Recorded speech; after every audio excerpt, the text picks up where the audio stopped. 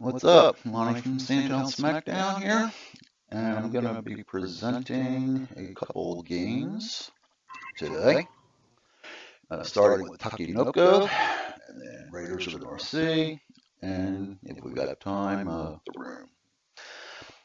So I start off this festivity, Takenoko.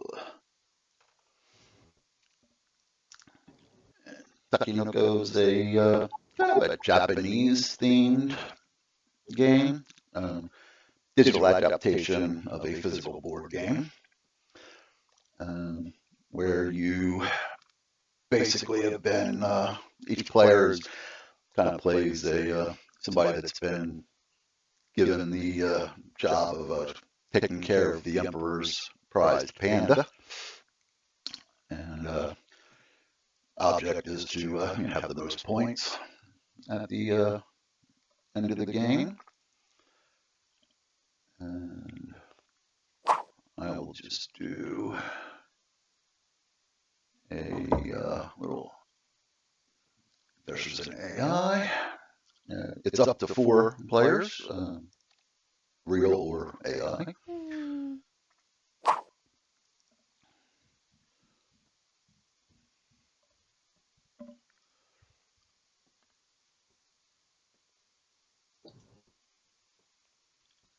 So it's a tile laying game, and first you get dealt 3 objective cards. These are how you score points. So this objective will be worth 4 points, that one's worth 3, that one's worth 3. The objectives fall into different categories. This will be a gardener. That guy there is the gardener objective. And those are based on the bamboo stalks being on certain tiles and certain colors and lengths. So these bamboo pieces, their individual pieces look like this, and they can stack up to 4 high. So this objective would be green bamboo, 4 pieces high. And if that exists on the board, and it's a shared board, all players play on the same one, you don't have individual. And if that exists, even if somebody else does it, then you can complete that objective. This would be a panda objective. So what the panda will do, the gardener grows bamboo, panda eats bamboo, and takes pieces basically off. And when that happens, you hold on to the little pieces. And once you've collected correct pieces of the correct color and number of pieces, you can basically turn those pieces in and complete an objective. So in this case, if you have 2 green bamboos, you can complete this one for 3 points. This is like a tile placement one. The tiles are in like different biomes, kind of, and this would be 3 yellows, and they have to be in the orientation shown, and that will be worth 3. So your objectives will show down here so that you can keep track of them as you go. Each turn, you can take 2 actions from these available possible actions. You can't repeat an action, so the actions have to be 2 different ones. Right now, since there's only the starting tile, this is called the oasis, and it's like filled with water. That's the panda, that's the gardener. So you can't right now take these 2 actions, but can do this top one, which is to place a tile. So when you do that, you basically will draw 3 tiles. You can pick one of them. So there's 2 green ones and 1 yellow. This green one has a special feature on it, which is is that that might be the cage or the pen, which these are the three different little special features. I'm forgetting what they are. I think that one's the pen, which if that's on a tile, the panda can't eat bamboo on that tile. This one is allows a bonus, an extra piece of bamboo to grow, and that one's related to the gardener. But anyway, so when you go to place your tile, it's got to touch an existing one, and I'll just place that one there. And love the narrating panda. What's that? Love the narrating panda telling us we have an action left. Yeah. In order to grow bamboo, the plot or the tile has to be irrigated. Any plots touching the oasis are automatically irrigated. So anything placed right on here will automatically be irrigated. You can tell it's irrigated because you'll see little blotches of blue water through it. If it's not irrigated, nothing will grow. But one of your actions is to place irrigation channels. So I'll get to that when I actually do that. So it's irrigated. When it's placed, it automatically will get one starting piece of bamboo. So there's a piece of green bamboo there. And it'd be the color, the bamboo will be the color of the tile. So green tile grows green bamboo. Right, so now that there is another tile, these actions are available. This is move the gardener, move the panda. And they they move identically, which when you pick one of those, they can move as many tiles as you want, but on a straight line only. So, and they can jump over like existing tiles. If you take that action, if you move the gardener, the tile that he lands on will grow a piece of bamboo. If you move the panda, the tile you land on, the bamboo will eat a piece of bamboo. So again, you're thinking of your little goals. So if you're trying to get a bamboo 4 high, you may want to be wanting to try to get the gardener to one that's already a 3, so it grows to a 4, and then complete that. I also know I want to collect bamboo, so I'm going to do that. I'm just going to move the panda to that tile. Now, as I thought, that's the pen. He can't. So that was kind of a wasted move for me. This prevents him from eating bamboo on that tile. So would have made more sense for me to move the gardener there, grow it to a 2. So that's the AI took his turn.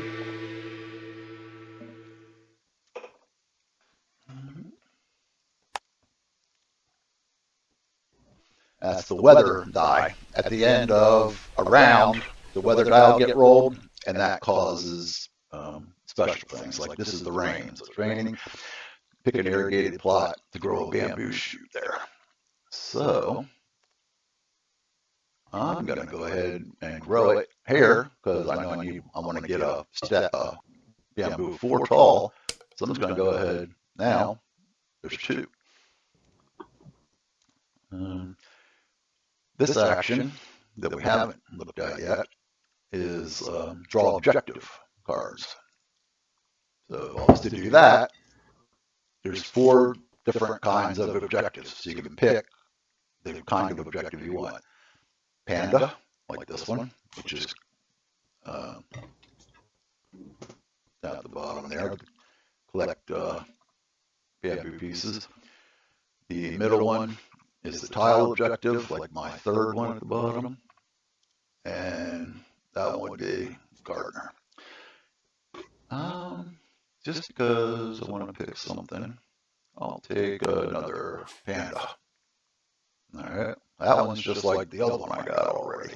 2 pieces of bamboo, 3 points. I can still take an action.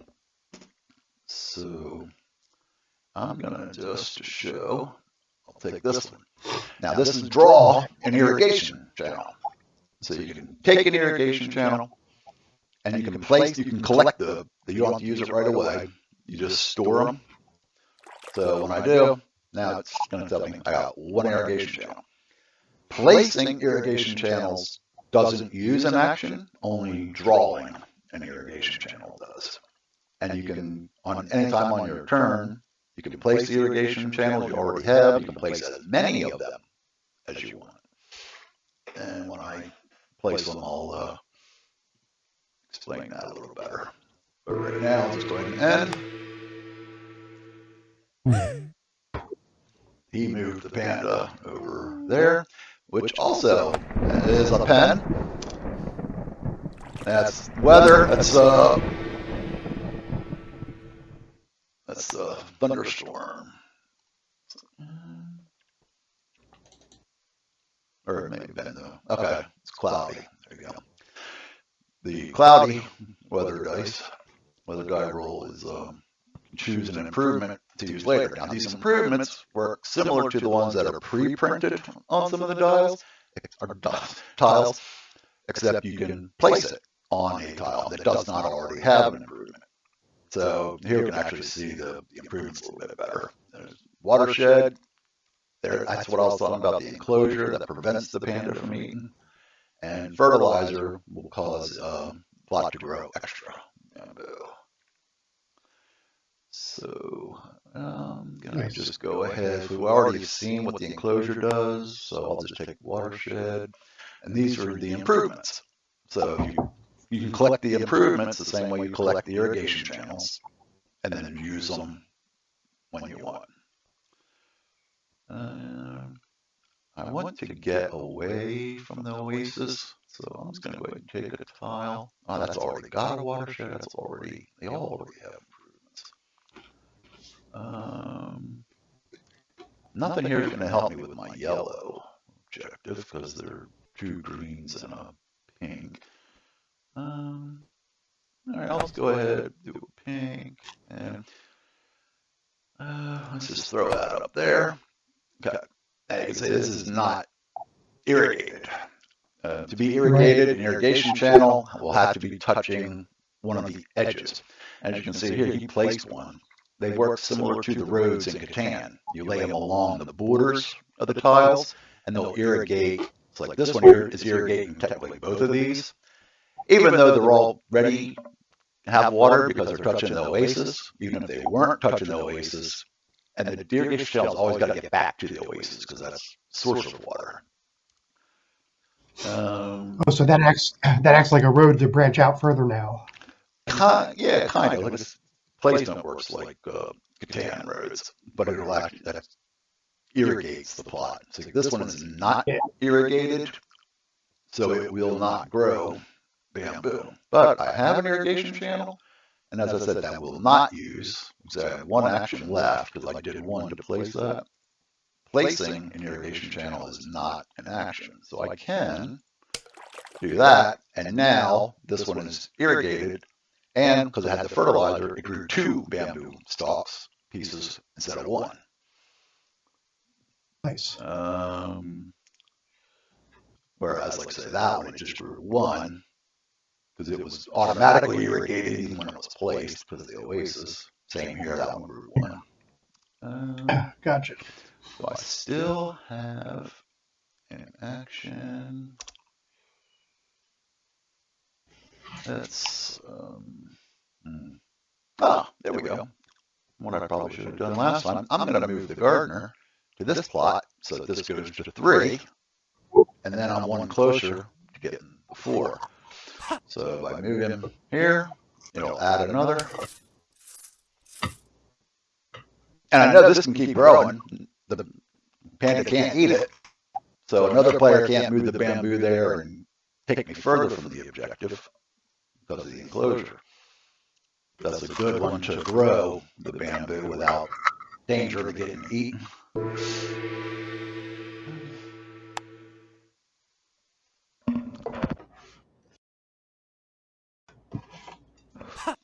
Sun shining weather, which allows you to perform an extra action. 3 instead of 2.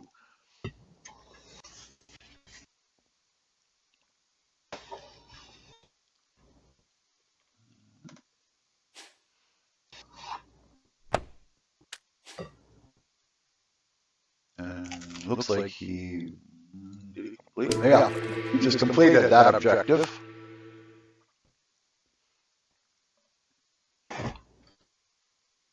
Sunshine, so now I get 3 actions. So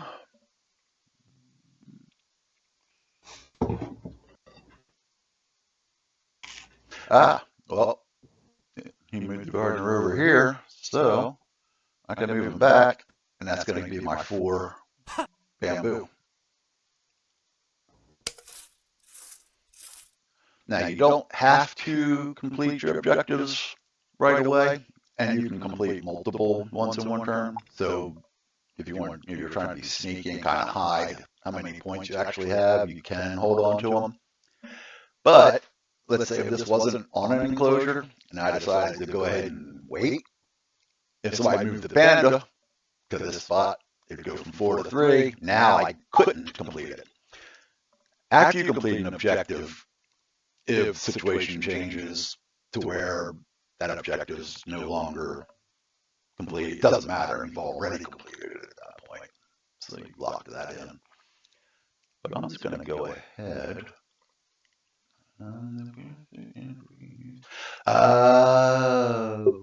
Okay. There you go, right here. It has to be a watershed. So I did not complete this up here in the top corner. It's got to be at least 4, and it's got to be in a watershed one. So there actually is not a green tile where I can complete it. Oh yeah. And there's not a green one where I can. Really, I'm kind of stuck on these. Probably should try to get yellow tiles. There's some yellow. And I know I want to do that little C kind of shape. So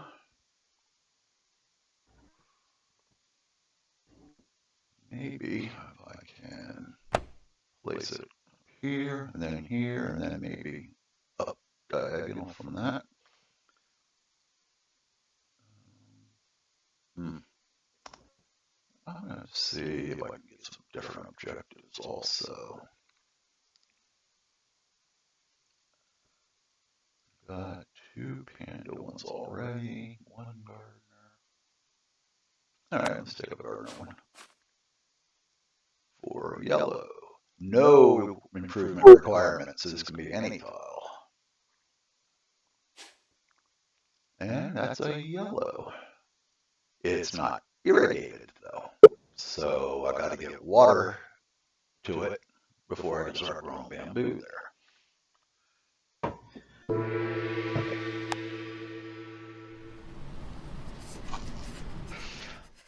Or watershed, I think, does irrigate.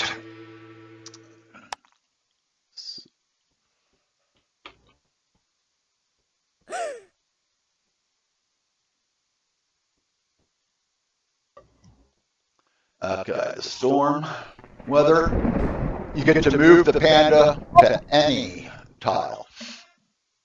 And this doesn't have to be like a regular move, so it doesn't have to be like in a straight line. Like normally a movement would be like along here, here, or here. The storm, he's scared, so you can move him anywhere. So it doesn't necessarily matter where you move them. It just has to move somewhere. Yeah. For the storm. Okay. I will just go ahead and move him up here. He should eat that. And now I have one. This is a little collection of your bamboo pieces, and I have 1 pink. So for the objectives, this is where you'll have to turn these in when you complete an objective.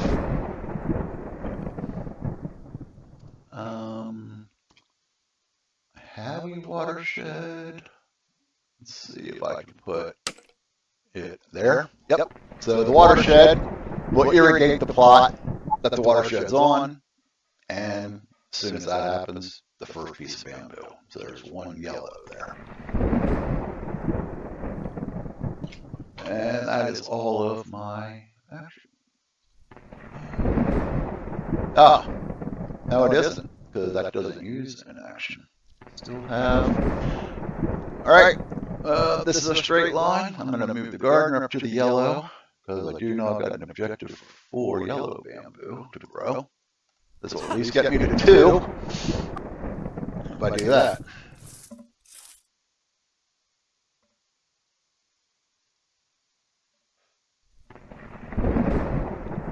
And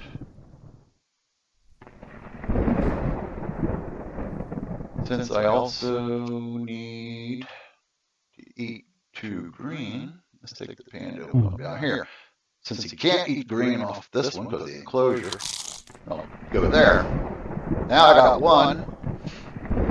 Need 1 more.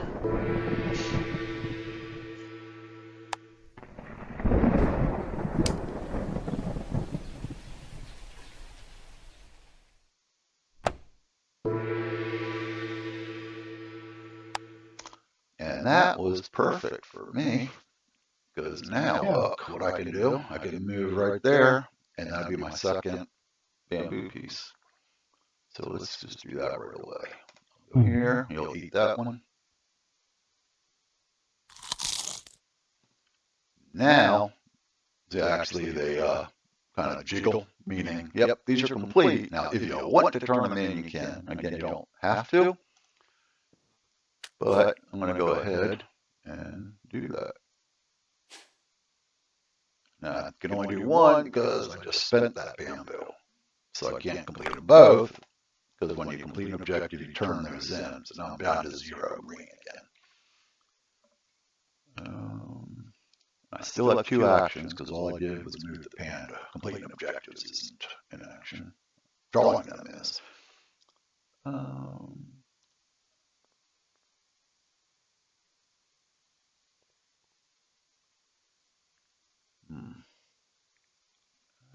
let me see if I can get some yellow. Nope. So I still need the yellow plots for that objective, but did not get them.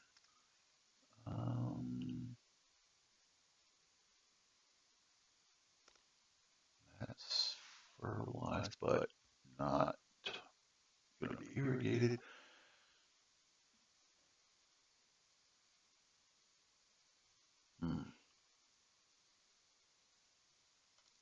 Development place is green. Anyway.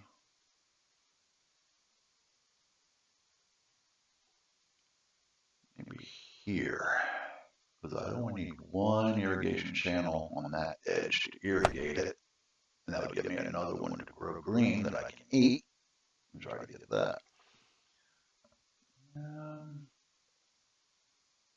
Take an irrigation channel, so I can do that maybe next turn.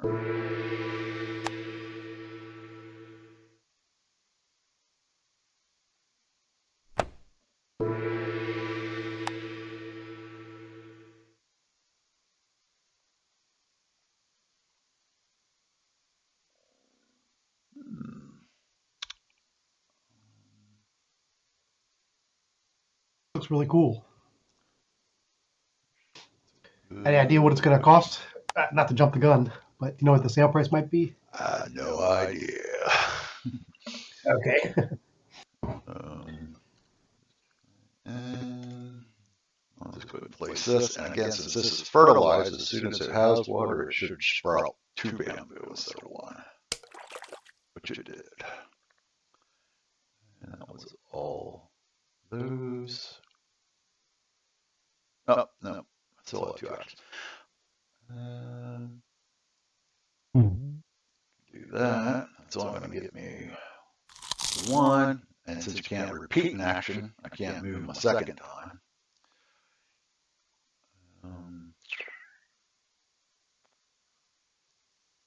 This isn't a straight line, so I can't move the gardener down here to try to grow more yellow. Maybe I'll just move him, so possibly if the AI doesn't move the gardener somewhere that's not in a straight line to here, I may be able to go back to the yellow and get a third, which will only leave me one to go.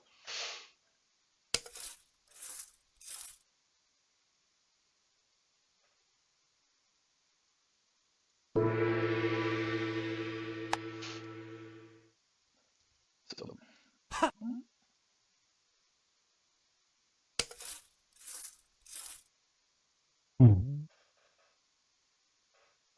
okay. Well, that's not helping my yellow bamboo objective. Ah, nice. Because look at this. Raining, pick up a plot to grow a bamboo shoot. How about I grow it there? Then move the gardener. And guess what? Now I got 4. Nice.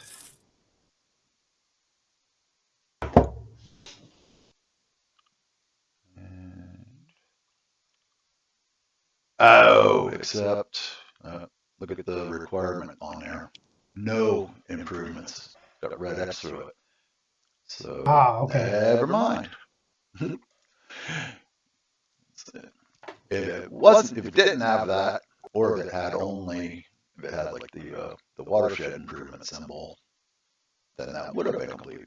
But you get the idea, and that's basically what this is all about. So you can see what the gameplay is like. Game continues until one player has completed a certain number of objectives. The number of objectives changes by player count. As you can see here, this is 2 of 9. 9 is the goal of objectives. The guy's completed 2, I've completed 1. I think it's also for 3 players. It may also be 9. I think it goes down to 7 objectives at 4 players. But regardless, once a player reaches that number of completed objectives, I think everybody else gets like one more turn, and then we go to the game scoring. So you'll score the points of all your completed objectives. Okay. And that's basically Takenoko. Any questions? All right. No questions yet, but I'd like to add a little trivia fact about the name into the languages. Yep. You're right. That's definitely a Japanese word, Takenoko, and it translates to bamboo child, which doesn't mean anything to us. What it really is are like sweet bamboo shoots that we usually get. They have a thing called Takenoko sashimi, so you can eat them raw. It's the fresh, sweet bamboo shoots that grow. Just thought that was kind of a cool name for the game. And fits the theme because you're growing bamboo. And, yeah, that's a pretty cool piece of trivia. I like that. All right. I like this. Yeah, thanks, Lon. This is definitely something I think we would have fun playing. Oh yeah, I think it's a neat little game. So it's pretty simple enough to learn. It's got strategy, but it's not incredibly deep strategy. A little bit of you don't know what the other players' objectives are, so it's not exactly a take that. Like I was saying, like if somebody moves, you're trying to grow bamboo on a certain plot to complete an objective. Somebody else moves there, moves the panda and eats it, so you're going backwards on the objective. But since you don't really know what the other players are working towards, it's not like you're doing it on purpose, but it can happen. So it's got a little bit of that, oh, dang you just, But yeah, I think it's a pretty fun, neat little game. I agree. So I know we're going to have countless puns comparing it to Catan because of the way it looks. Yeah, a little bit. Yeah, the tile laying, and like I said, those irrigation canals are reminiscent of the roads. Yeah, very cool.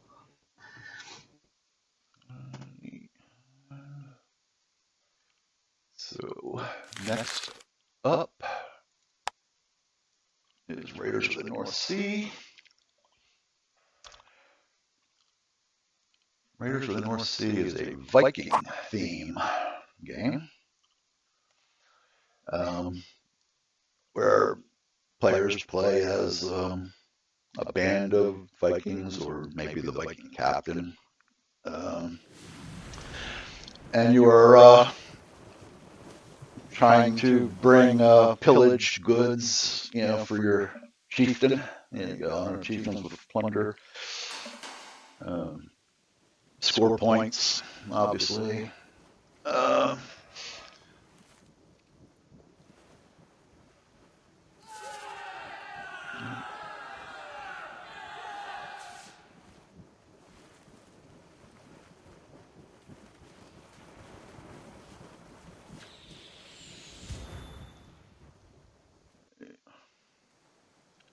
so, yeah, I'll just jump into a little AI.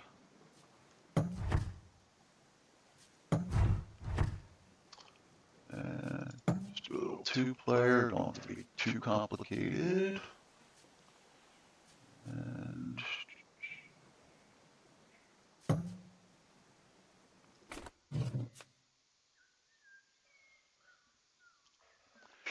so, like the main little island or land down here is where all of your actions will take place. These are your, what do they call them? Villagers, maybe, cards. They all have different names and abilities. Townsfolk might be what they're called. When they're in your hand, they're called townsfolk. And let me just get two here, and then it doesn't matter. All right, that's easier to say. So this would be your hand of townsfolk here. And you can recruit townsfolk into your crew for your ship. And when you recruit them to your ship, they would show here.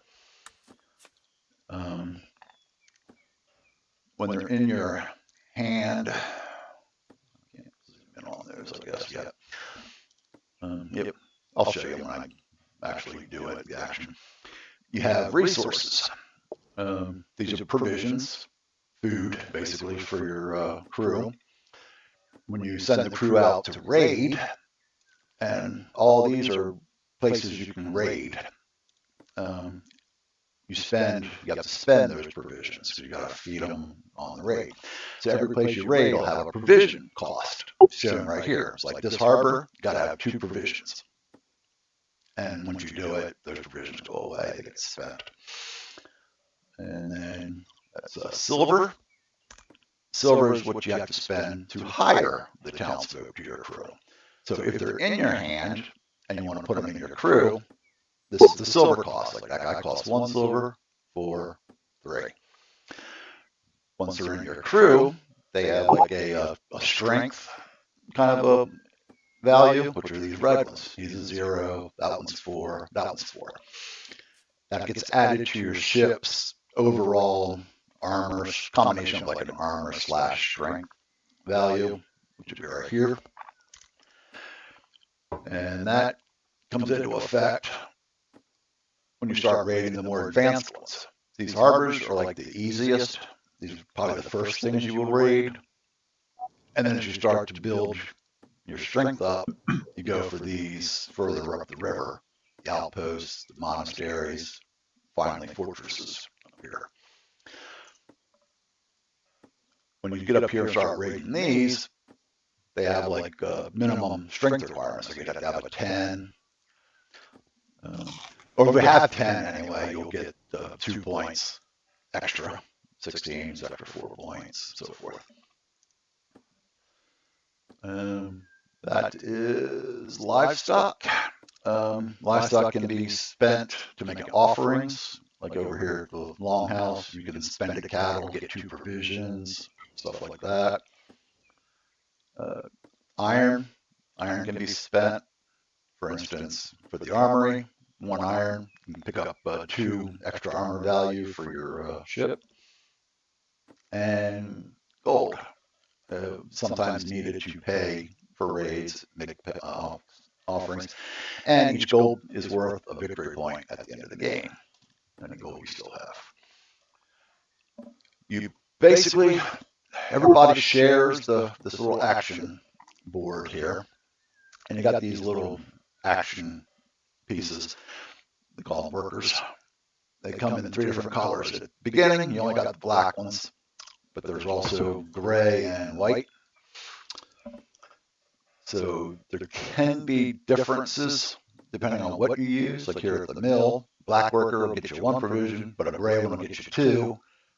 And the white one will get you your choice of 2 provisions or a gold nugget to add to your resources there. You on your turn, you basically take 2 actions. You do the first one by placing the worker that you currently are holding onto one of the action spaces that is not already occupied. So these little circles here, these here are already occupied.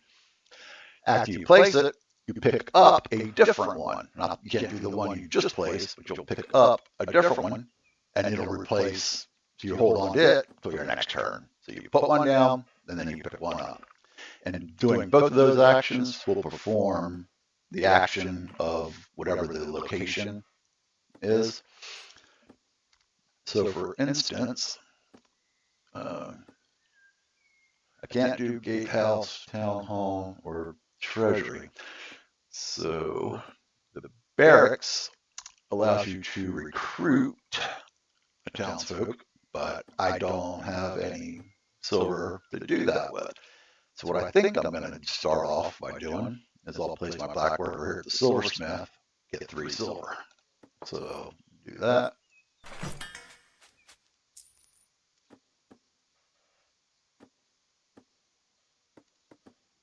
Oh, why is that 5? I thought it was 0.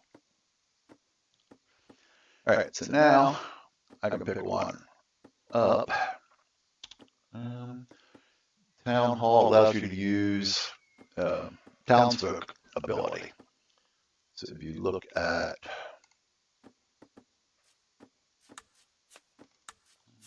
wait, there it was.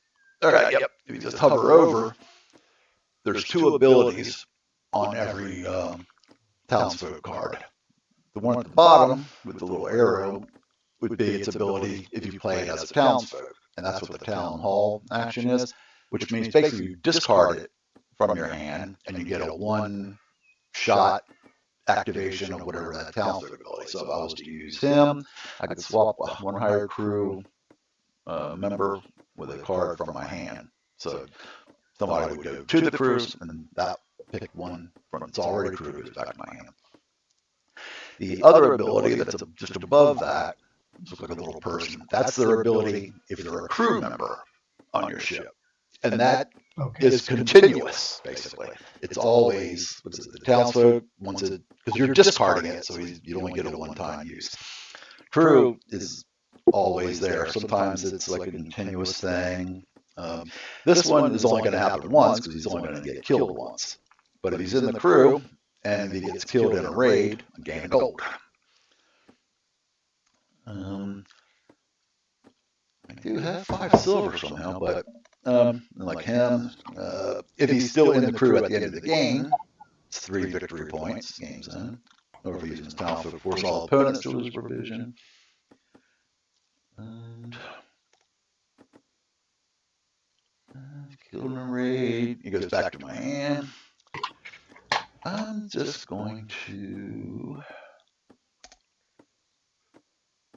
Maybe I'll just recruit him. So, well, actually, I can't recruit because there's no worker on the barracks. So I have to pick one up. Let's just go ahead. I'll just draw 2. If I take this worker from the gatehouse, you draw 2 townsfolk. So I'll just do that. Put it back there. So I get 2 new ones.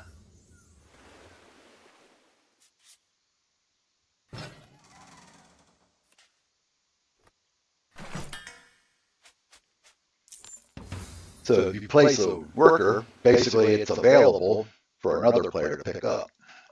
So, and whatever they place, same thing. I will just show you. I'll go ahead and do barracks, and now I can pick which one I want to hire my crew.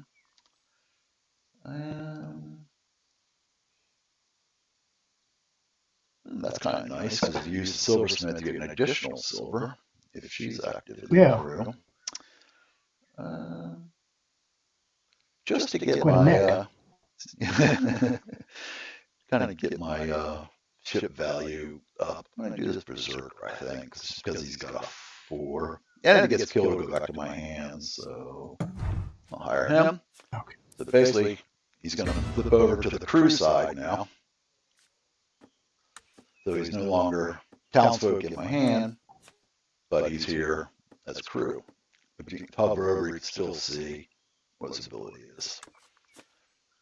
So,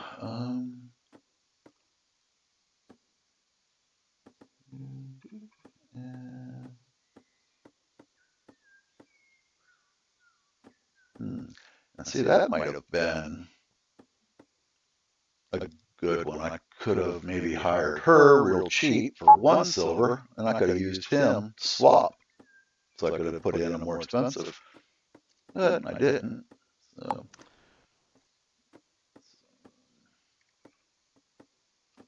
Let's go ahead.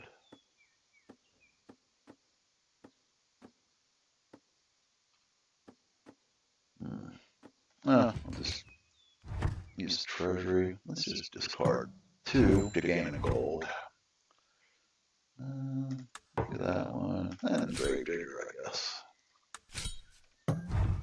So, gain a gold.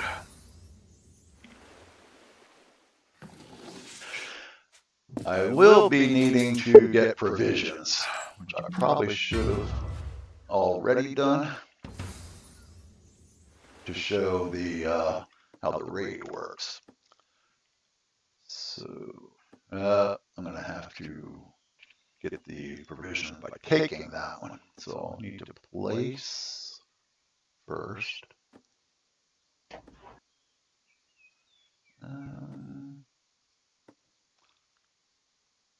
All right, you know what? I'll do barracks, and I'll put her in the crew since I still have silver.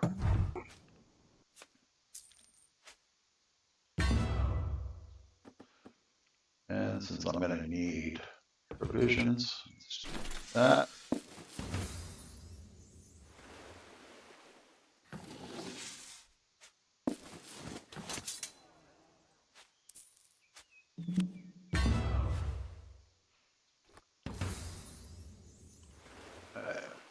Since I've only got 1 provision, I think I'm going to go ahead and raid this harbor. So I only need 1 for it. But it also needs 3 crew. That's the other requirement. That's these 3 hair. Got to have the 3 in your crew. Now, when you do a raid, they will still be in the crew. Provisions get spent. The crew won't get spent, but crew can get killed. So then you have to replace them. So that's just a roll. Like, is that a random roll if they get killed? It is actually based on Valkyries. You accumulate. Trying to remember. Accumulate Valkyries. I think that is this little red. That would give. That's 1 when you do that. 1. These are 2. Let's see. But I do need provisions still, and crew. Okay, well, there's barracks. What do I have? Can I hire anybody for 1 silver? No, I cannot. All right, well, looks like we're going to get silver at the silversmith. But since she was in my crew, I got 4 instead of 3 because of her crew ability to gain additional silver. So I went from 1 to 5. Normally it would only been 3. I can't do the barracks because I have to take a worker now. I'm going to be needing provisions. I might as well pick up another provision, I guess. How is her bonus, the jeweler's bonus, invoked? Because now you have 5 silver. Shouldn't one be a gold somehow? No, it was. I'll look at it again. It was a additional silver. I thought there was another. What's that? Gain Lose 2 additional. silver to gain 1 gold. If you play her as a townsfolk, 2 lakes she's in the crew. Yeah, I can't discard her to. That would be the town hall. And you can see the little townsfolk ability right here, the little arrow. Yeah. Okay, that makes sense. But Thanks. what is the ability of him, by the way? Force all opponents to lose a provision. You almost think he'd be better off in the crew anyway. He's got 4 armor, strength, or whatever. Still only have 2. He costs 4. Well, definitely going to recruit him. I need 3, so get him hired.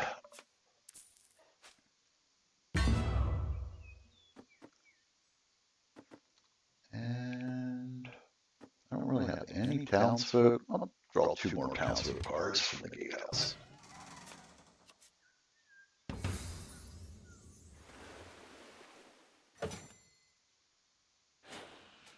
So the AI did a raid, and as part of the plunder from the raid, you got a gray worker. So there's actually a gray worker now, as you can see right here. Okay. Which, ironically, in the silversmith is actually worth less than a black one. So you kind of had to look and see what the payout. But he'll get you more provisions at the mill. You get 2 instead of 1. Let's. Don't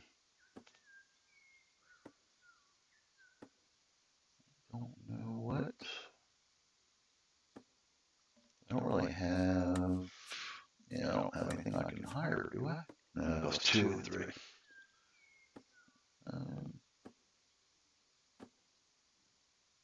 All right, I'll just do another draw cards at the gatehouse because I really need silver and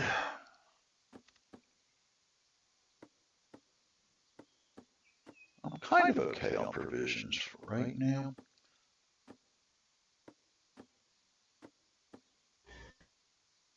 But just because I can, I'm going to go ahead and take that gray worker and no, but what would I discard? Either 1 card or 2. That's a nice crew ability too. Pay 1 less silver when hiring crew. So everybody costs 1 less.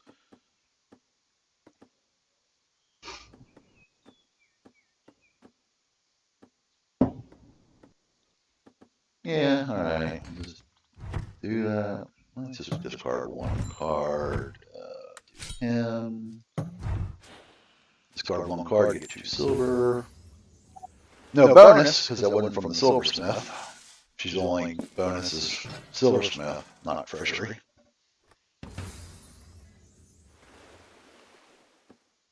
Alright. I do have.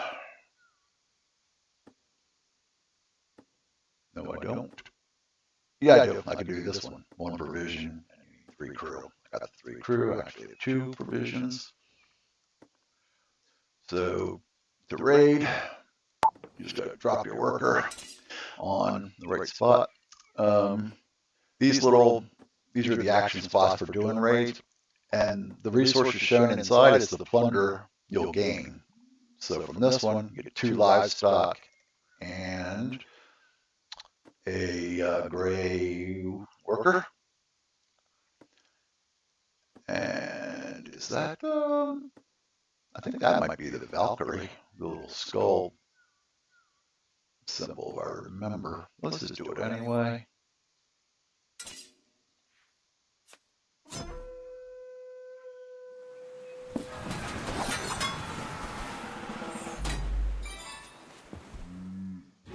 Got a victory point. Okay, yeah. So Got to sacrifice a crew member. I'm going to do the Berserker because they'll go back to my hand anyway.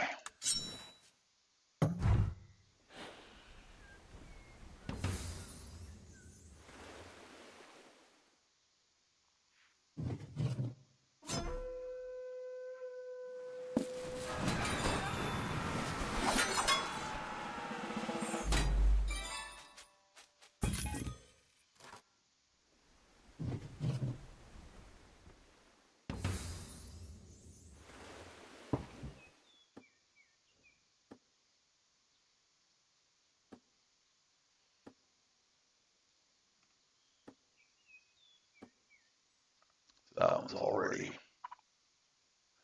Looks like there is still one more action there for that harbor. I got 2 crew, only 1 provision.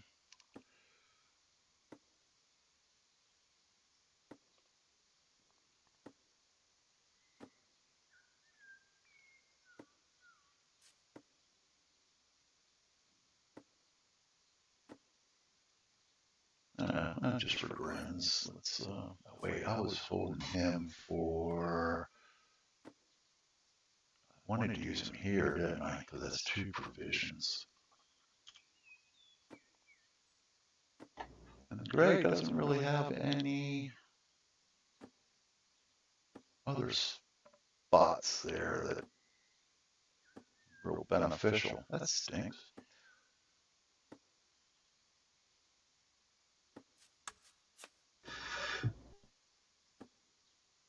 I have 3 silver. All right, I'm just gonna go ahead and hire Berserker.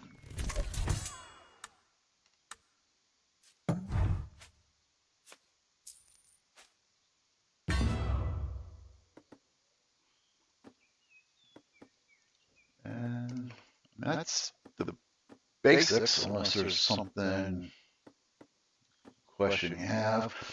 Of course, it gets a little more tricky when you get up in here, but the basic, that's how the basic gameplay works. Nice. It looks like it could be fun. It's yeah. Each almost a weird, in a weird way. It kind of reminds me of viticulture, kind of. a little. In this case, those plunder spaces can only be used once. So once, you can see like the ones that are destroyed or smoking. So once somebody plunders a certain action spot, you can't plunder the same spot again. Got it. But yeah, that's basically it. You draw the actions for the draw townsfolk. I covered kind of everything. Draw townsfolk to your hand, recruit them from your hand to your crew. Town hall would be to play them as a one-shot townsfolk ability. This longhouse is like offerings where you can spend, like I could do spend 2 gold, get 4 points, or 2 silver and 1 gold for 3. Silversmith I pretty much showed to death here. That's just to get the silver you need to recruit. Mill, you get the provisions you need to go on raids. Armory to boost up your ship. And treasury allows you to like discard townsfolk to gain either silver or gold.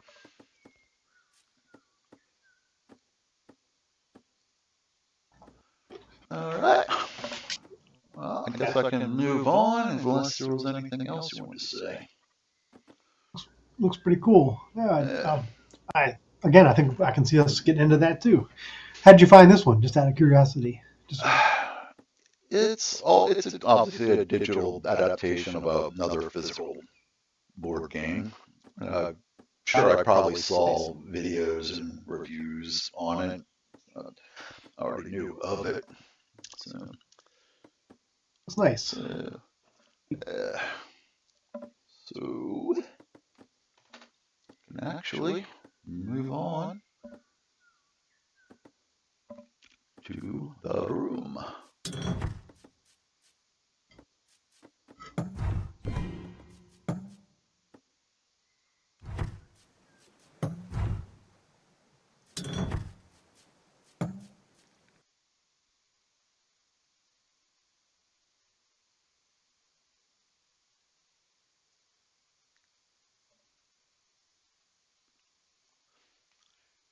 I usually don't do single player games on these, but this is a single player game.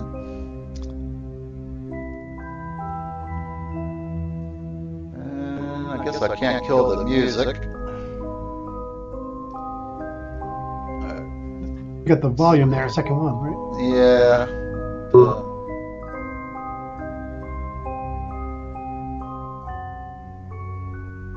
Guess I could do that. Oop, too far. All right. This is like a puzzle box kind of game. Okay. Show you what it looks like.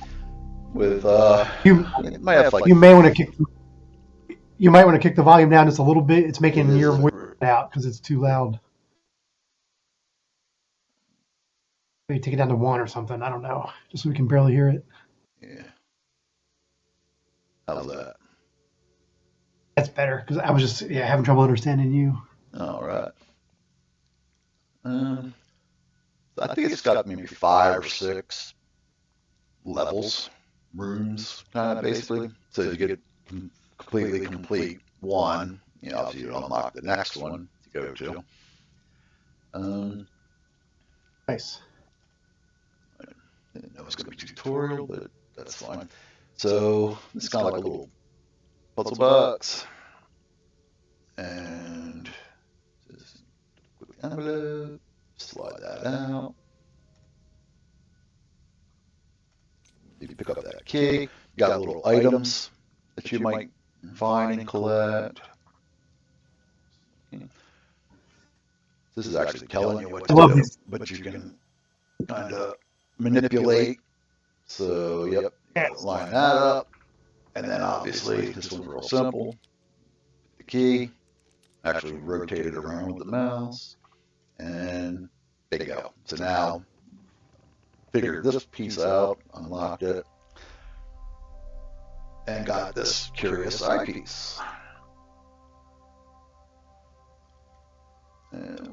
Feed me and I shall survive. Give me drink and I shall die. Uh-huh. So I'm sure that's a clue. I've completed this game already, but it's been a little while. This little eyepiece. I think I know the answer. Little eyepiece is like a X-ray kind of thing. Some things won't matter, like this. It didn't do anything. Click on the new.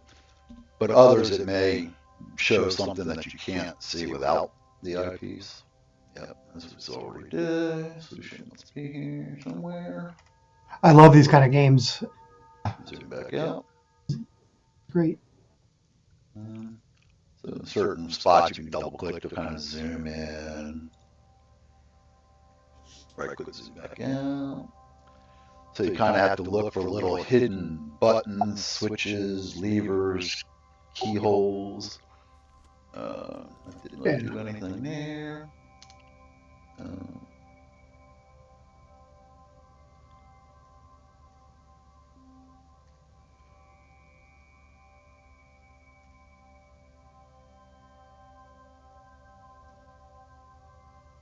There's something you think you should look at.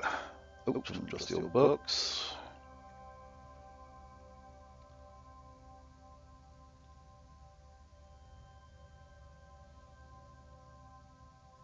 All right. So I just slid that over. Strangely shaped keyhole. Something we probably don't have yet, I guess.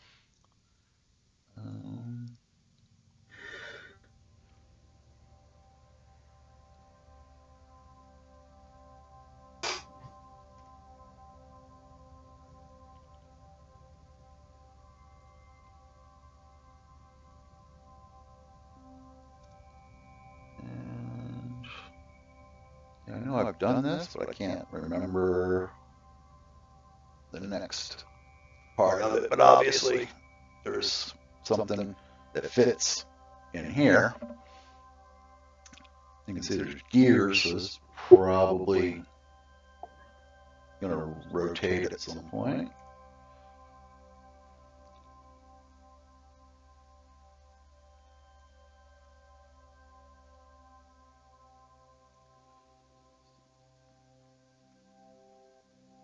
Can't look at that stuff. Nice. Yeah, and as you go, you'll find like these little letters and stuff that kind of has a little story kind of to it. There is probably something this eyepiece is going to reveal somewhere. Let me zoom in.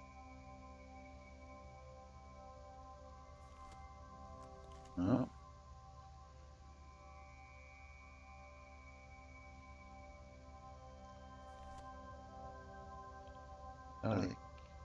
Oh, without a lens, doesn't have a lens. So basically, we've got to find the lens for it.